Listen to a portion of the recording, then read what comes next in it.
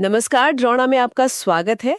आज हम इस डीप डाइव में स्वतंत्र भारत की शायद सबसे बड़ी और सबसे पुरानी चुनौती गरीबी के बारे में गहराई से समझेंगे। नमस्कार।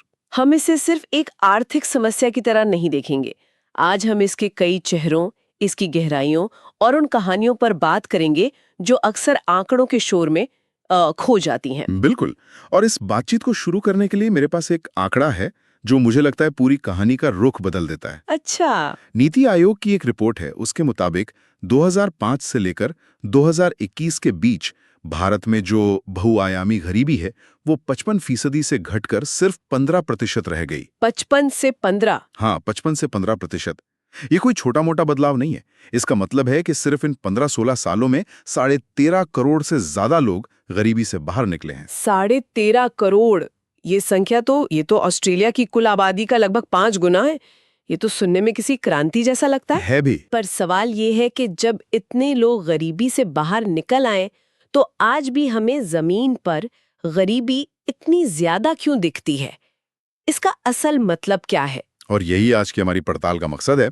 आंकड़ों की इस बड़ी तस्वीर के पीछे की असलियत क्या है, आज हम कुछ स्रोतों की मदद से इसी गुत्थी को सुलझाएंगे। ठीक है, तो चलिए इन बड़े आंकड़ों से निकलकर जमीन पर उतरते हैं। हमारे स्रोत हमें 2 ऐसी कहानियों तक ले जाते हैं जो गरीबी का असली चेहरा दिखाती हैं। पहली कहानी शहर की है। हाँ, झारखंड के रामसरन की कहानी। वो एक दिहाड़ी मजदूर हैं, एक आटा चक्की में काम करते हैं। दिहाड़ी मजदूर मतलब रोज की कमाई फिक्स नहीं है? बिल्कुल नहीं। जब काम मिलता है तब महीने के करीब 3,500 रुपए कमा पाते हैं। अब सोचिए, परिवार में कुल 6 लोग हैं, वो, उनकी पत्नी और 4 बच्चे। और इतना ही नहीं, इसके ऊपर से गांव में अपने बूढ़े माता पिता को भी पैसा भेजना पड़ता है। 6 लोगों का परिवार और कमाई सिर्फ 3,500। मतलब एक इंसान के हिस्से में दिन के 20 रुपए भी नहीं आ रहे। इतने में तो आज एक कप चाय भी ढंग से नहीं आती। सही बात है।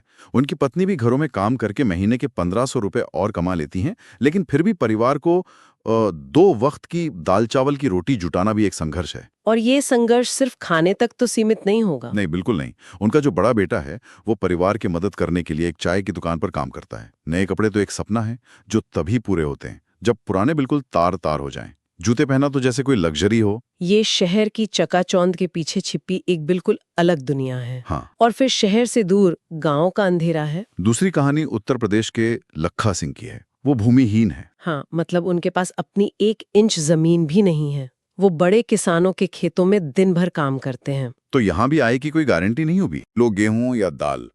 6 लोगों का ये परिवार भी बस किसी तरह 2 जून की रोटी का इंतजाम कर पाता है।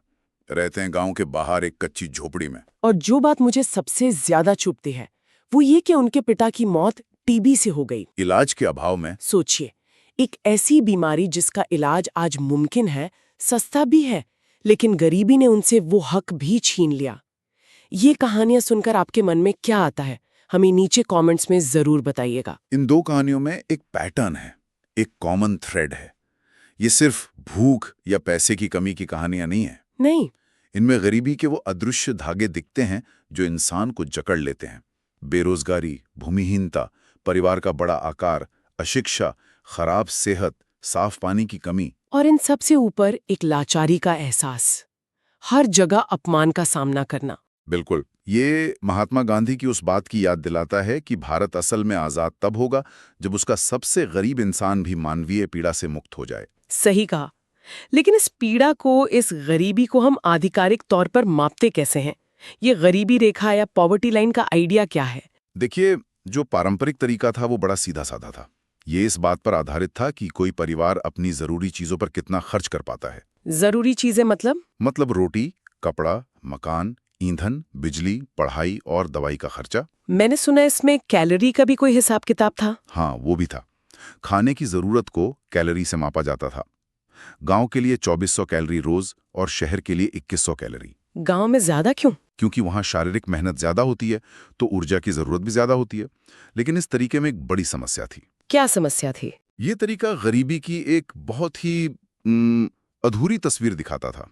ये ऐसा था मानो हम किसी छात्र की काबिलियत सिर्फ उसके गणित के नंबरों से आंकड़े हों। अच्छा, ये तो सही उदाहरण है। सिर्फ गणित में अच्छे नंबर लाना ही तो काफी नहीं है। बिल्कुल।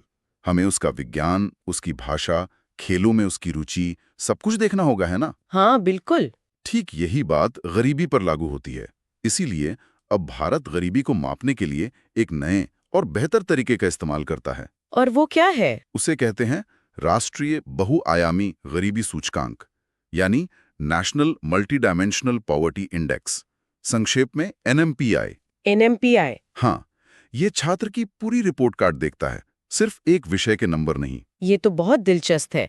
तो ये पूरी रिपोर्ट कार्ड कैसी दिखती है? इसमें क्या-क्या देखा जाता है? ये सिर्फ आमदनी नहीं देखता, ये सीधे उन चीजों को मापता है जिनकी कमी इंसान को गरीब बनाती है। इसके 12 पैमाने हैं, जिन्हें 3 बड़े हिस्सों में बांटा गया है। 3 हिस्से? हाँ, पहला है स्वास्थ्य। इसमें देखा जाता है कि परिवार को पूरा पोषण मिल रहा है या नहीं, कहीं बच्चों या माँ की सेहत तो खराब नहीं है। ठीक है।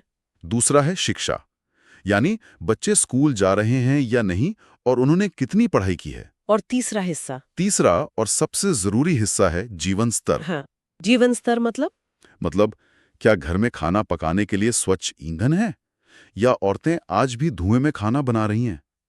क्या घर में शौचालय है, पीने का साफ पानी आता है, क्या घर में बिजली है? अच्छा। और क्या परिवार के पास अपनी कोई छोटी मोटी संपत्ति है, जैसे साइकिल या रेडियो? और क्या उनका बैंक में खाता है?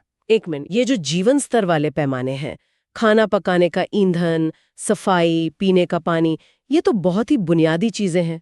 तो क्या ये इंडेक्स हमें ये बता रहा है कि आजादी के 75 साल बाद भी हम गरीबी को इन पैमानों पर माप रहे हैं? हाँ, और यही इस इंडेक्स की सबसे बड़ी ताकत है। ये हमें आईना दिखाता है। आईना? हाँ, ये दिखाता है कि आर्थिक विकास के बावजूद ये बुनियादी अभाव आज भी एक हकीकत है। ये हमें बताता है कि गरीबी सिर्फ जेब खाली होना नहीं है, बल्कि जिंदगी की हर जरूरत के लिए संघर्ष करना है। तो इस नई रिपोर्ट कार्ड के हिसाब से भारत के अलग-अलग राज्यों का प्रदर्शन कैसा है? क्या सब एक जैसे? बिल्कुल नहीं, यहाँ तस्वीर बहुत अलग अलग है। एक तरफ केरल, तमिलनाडु, दिल्ली और पंजाब जैसे राज्य हैं, जहाँ गरीबी 10% से भी कम है। ये तो अच्छी बात है। हाँ, लेकिन जो कहानी सबसे ज्यादा हैरान करती है, वो उन राज्यों की है जिन्होंने सबसे तेज सुधार किया है। कौन से राज्य? बिहार, उत्तर प्रदेश, मध्य प्रदेश और राजस्थान।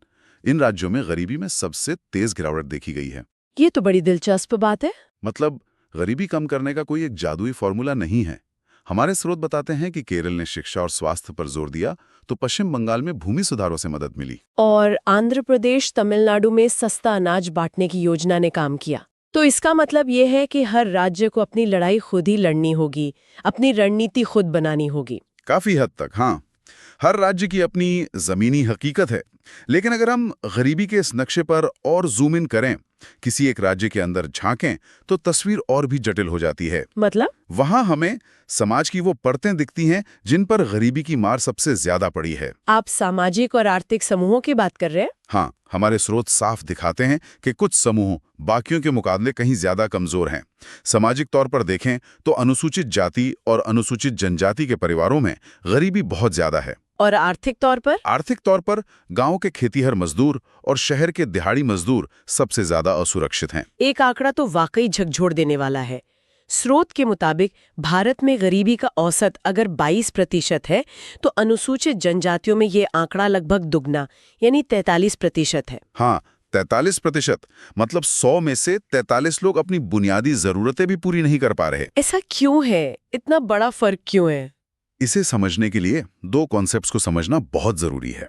सामाजिक बहिष्कार यानी सोशल एक्सक्लूजन और असुरक्षा यानी वल्नरेबिलिटी। ठीक है, समझाइए। सामाजिक बहिष्कार का मतलब सिर्फ भेदभाव नहीं है। इसका मतलब है कि एक प्रतिभाशाली बच्चा सिर्फ अपनी जाति की वजह से गांव के अच्छे स्कूल में नहीं जा पाता। इसका मतलब है कि एक परिवार को शहर के अच्छे मोहल्ले में किराए पर घर नहीं मिलता, और वो एक ऐसी जगह रहने को मजबूर है जहां ना अच्छे स्कूल है ना अस्पताल। बिल्कुल। तो ये बहिष्कार ही गरीबी को एक पीढ़ी से दूसरी पीढ़ी तक ले जाने वाला एक अदृश्य पुल बन जाता है। और दूसरा कॉन्सेप्ट? असुरक्षा। हाँ, वल्नरेबिलिटी। इसका मतलब है कि कुछ समूहों के लिए गरीब बनने या बने रहने का खतरा बाकियों से कहीं ज्यादा होता है। मान लीजिए बाढ़ आती है, तो सबसे ज्यादा नुकसान किसका होगा? उसी का जिसका घर नदी के किनारे कच्ची झोपड़ी में है। सही बात। या मान लीजिए अर्थव्यवस्था में मंदी आती है और नौकरियां जाती हैं, तो सबसे पहले नौकरी किसकी जाएगी? उसी दिहाड़ी मजदूर की, जिसके पास कोई जॉब सिक्योरिटी नहीं है। एग्जैक्टली।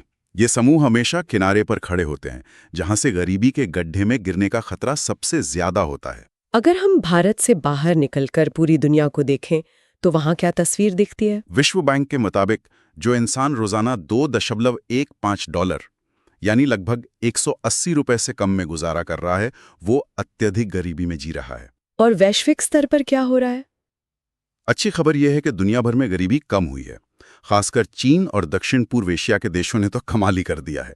तेज आर्थिक विकास के दम पर उन्होंने करोड़ों लोगों को गरीबी से बाहर निकाला। चीन में तो शायद अब लगभग ना के बराबर है। हाँ, 2020 में वहां गरीबों का अनुपात सिर्फ 0.1% रह गया था।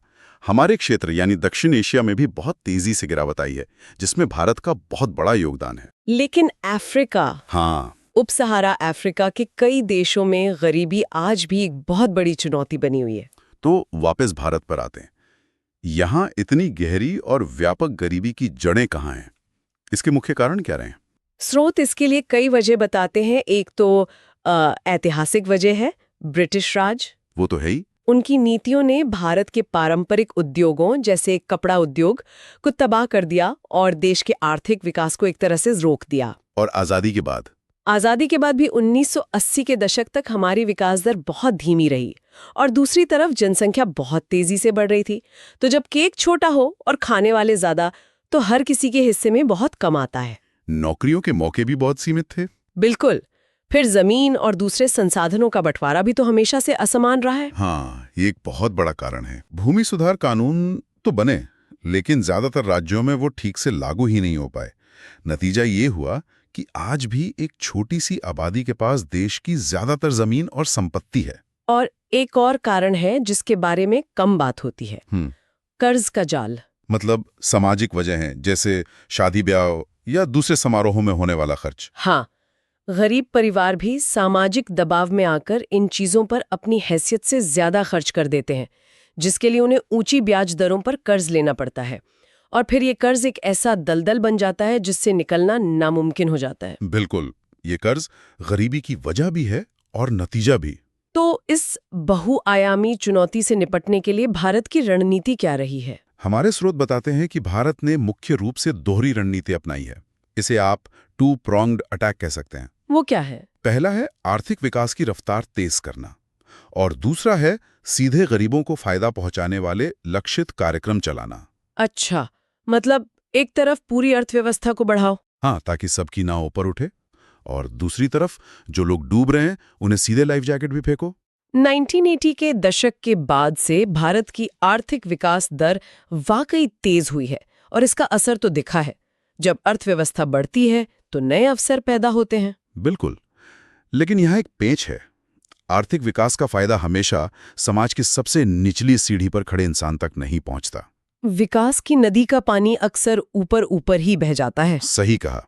इसीलिए दूसरे प्रोंग यानी लक्षित कार्यक्रमों की जरूरत पड़ती है, जैसे कि मनरेगा। हाँ, महात्मा गांधी राष्ट्रीय ग्रामीण रोजगार गारंटी अधिनियम 2005 मतलब MGNREGA एक बहुत बड़ा उदाहरण है।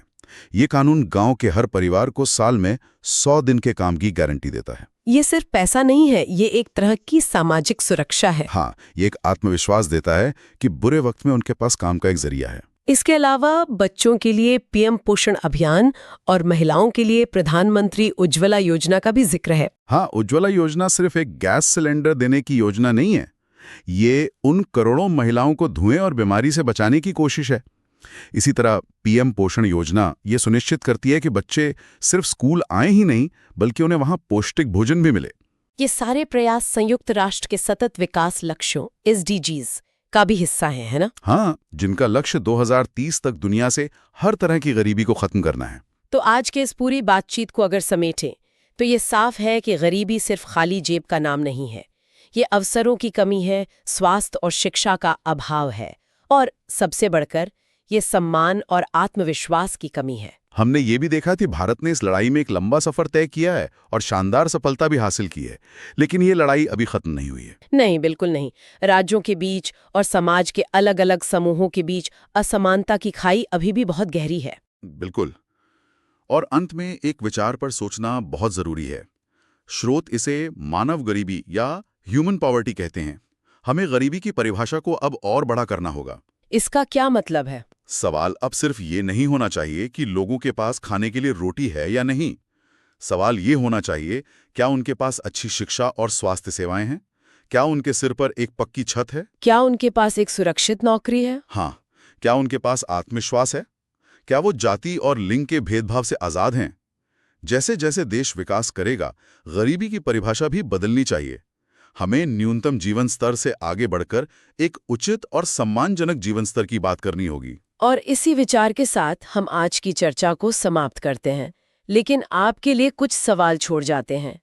स्रोत बताते हैं कि सरकारी योजनाओं से गरीबी में कमी आई है, तो आपके हिसाब से भविष्य में गरीबी को जड़ से खत्म करने की सबसे असरदार रणनीति क्या होगी? क्या हमें सिर्फ आर्थिक विकास की रफ्तार बढ़ाने पर ध्यान देना चाहिए, या मौजूदा योजनाओं को ही और बेहतर बनाना चाहिए? क्या गरीबी को मापने के लिए NMPI के 12 पैमानों के अलावा भी कुछ और जोड़ना चाहिए? और सबसे बड़ा सवाल, एक उचित और सम्मानजनक जीवन स्तर का आपके लिए क्या मतलब है? अपने विचार हमें नीचे कमेंट सेक्शन में जरूर बताइएगा। हमें आपके जवाबों का इंतजार रहेगा। इस गहरी चर्चा में शामिल होने के लिए आपका बहुत बहुत धन्यवाद।